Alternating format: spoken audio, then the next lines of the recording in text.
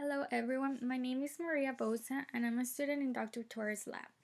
I'll be presenting my undergraduate seminar on reagentless signal amplification of an electrochemical biosensor for breast cancer biomarkers using chemometric tools. I will be going over some background on breast cancer, microRNA 200C and its detection, four-way junction chemometrics, as well as our goals or experimental procedure of how we set up the sensor, the electrical measurements we perform, as well as the results of our factorial design, the performance of the biosensor and its application, and at last our conclusion. Okay, let's start with some background. Throughout the years, an increase in breast cancer diagnoses have been observed. In 2020, approximately 279,100 new cases will be diagnosed in both women and men in the United States alone. Breast cancer has also been determined as the #1 cancer with the highest deaths in women. Breast cancer can be either acquired or inherited. By acquired means that the breast cancer cell mutations develop throughout the years. Some factors that influence the expression of these cell mutations include stress as well as blunt trauma to the breast. Inherited involves the passing of breast cancer mutations by the parents to their children. Breast cancer develops first as ductal carcinoma in the milk ducts of the nipple. Then it advances to invasive, which means that it starts spreading to the surrounding breast tissue. At last, it becomes metastatic and it spreads outside the breast tissue into the lymph node and or the bloodstream. 80% of the cases diagnosed are already found in invasive stage. Current diagnosing techniques include mammograms. Mammogram involves the X-ray of the breast performed by pressing the breast between two flat surfaces, extremely painful and expensive. Biopsies involve needle aspirations, and another one is MRI imaging. These methods are quite expensive and insurances won't cover them unless there is a breast cancer history or the patient is 40 or older. This tells us that a better diagnostic tool is needed, which will be available to everyone, and why not analyze something already in our bodies? Like for example, microRNA 200C. MicroRNA 200C is a predominant cancer biomarker. This regulation in its expression has been observed in different types of cancer, including breast cancer. It is a member of the mRNA 200 family, which is known for its tumor suppressor abilities. Other members include 200A, 200B, 141, and 429. They are composed of 23 nucleotides non-coding single-stranded RNA as observed in Figure 2.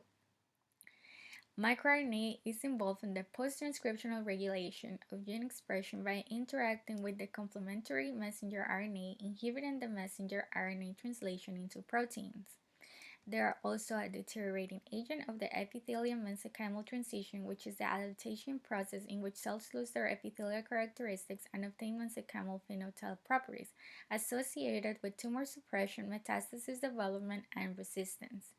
Due to its tumor suppressor properties, detection of its expression could lead to better diagnostic tools, prognosis, and disease-free survival. But how can we detect it? Reverse transcription polymerase chain reaction is the most common method of detection of microRNA 200C. Other less common include northern blotting and microarray. RT-qPCR is used rather than other types of polymerase chain reactions since the enzyme reverse transcriptase is needed for the conversion of RNA into DNA. This method requires RNA isolation and amplification, which involves the use of primers. Due to the short sequences of the microRNA 200C, the development of primers can result in a higher percent error. This method, due to the RNA isolation and preamplification, excess need of reagents is needed. Therefore, we introduce here a new promising method of detection of microRNA 200C, the nucleic acid-based electrochemical biosensor. This method will not involve RNA isolation or preamplification, or the need of primers, resulting in shorter hybridization times and less use of reagents. This sensor is four-way junction based and is analyzed using the electrochemical measurements. So now let's look into the four-way junction. The four-way junction has been used for analysis of different DNA and RNA targets for certain diseases, such as Zika, dengue, and E. coli. The approximate level of detection of these sensors are about 1 nanomolar. The four-way junction is composed of a universal stem loop that provides the sensors its universality, allowing it to select for any target using the appropriate M and F strands. The stem loop is attached to the gold electrode surface through a thiol bond. The M and F strands are attached. The M strand is used to ensure the high selectivity of the biosensor and to carry the methylene blue redox marker, while the F strand is responsible to unwind the secondary structure of both the stem loop and the target. So now that we have the analyte, we have the sensor, how do we analyze the signal? The signal gets analyzed by using chemometrics. Chemometrics have been widely used in different branches of chemistry. It involves the use of math and statistics to obtain and analyze scientific data. There are two main branches, univariate and multivariate analysis.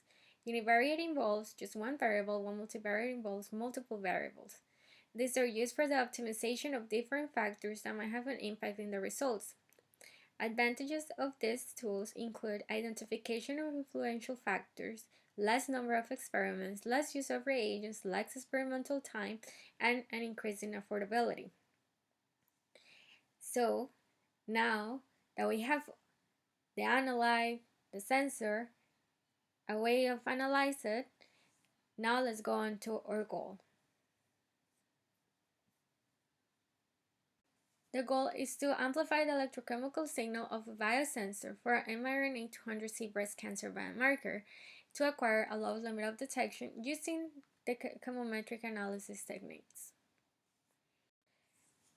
Now that we have discussed some background, we have our goal, let's go over our experimental procedure. The first step in our experimental procedure is the cleaning of the surface of the gold electrode. This is performed by immersion in perennial solution composed of hydrogen peroxide and sulfuric acid for 10 minutes, followed by polishing of the electrode surface with microcloth and aluminum slurry at different concentrations with sonication in water and ethanol, followed by electroactivation in 0.5 molar sulfuric acid. Cyclic voltammeter measurements are performed to acquire the area of the surface of the gold electrode. A 3 electrochemical cell is used to perform the measurements, using the gold electrode as working electrode, a platinum wire as the counter, and the silver chloride in 1 molar potassium chloride as the reference electrode.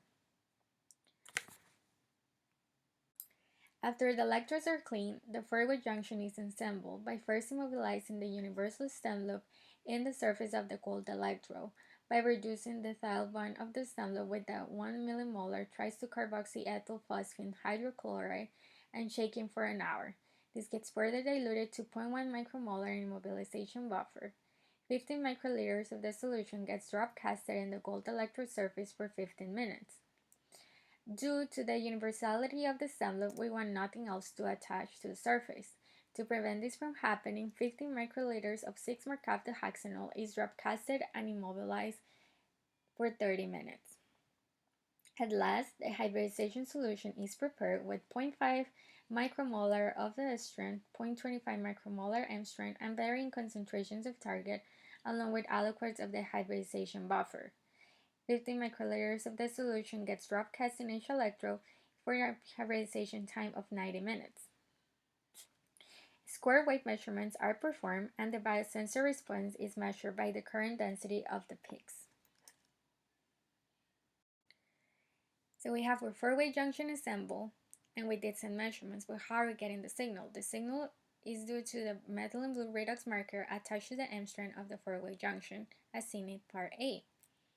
The continuous oxidation reduction of the methylene blue, seen in Part B, is the cause of the signal observed in Part C, in the square wave voltammogram.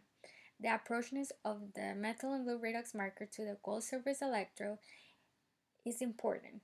The closer the methylene blue redox marker is to the surface, the better the signal, because the more the reduction and oxidation is happening. The farther if the redox marker is farther from the surface, the less oxidation reduction and the less the signal. So this space is very important. You gotta keep it as close as as it can.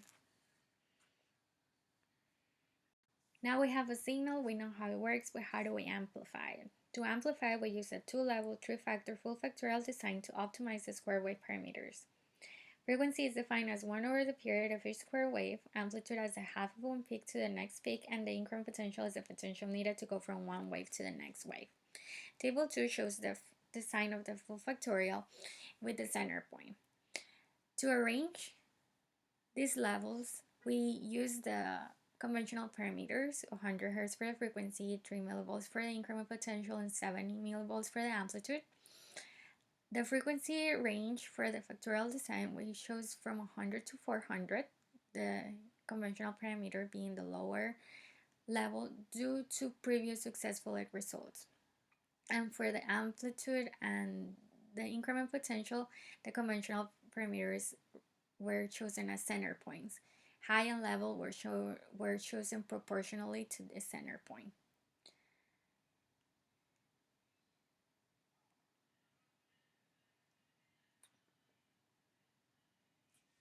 Now that we have gone over our experimental procedure, let's go on to results. Okay, let's look at our factorial design results. Figure 11 shows the Pareto chart of a standardized effect. This let us know that the frequency and the amplitude are the biggest influencers of the square wave signal.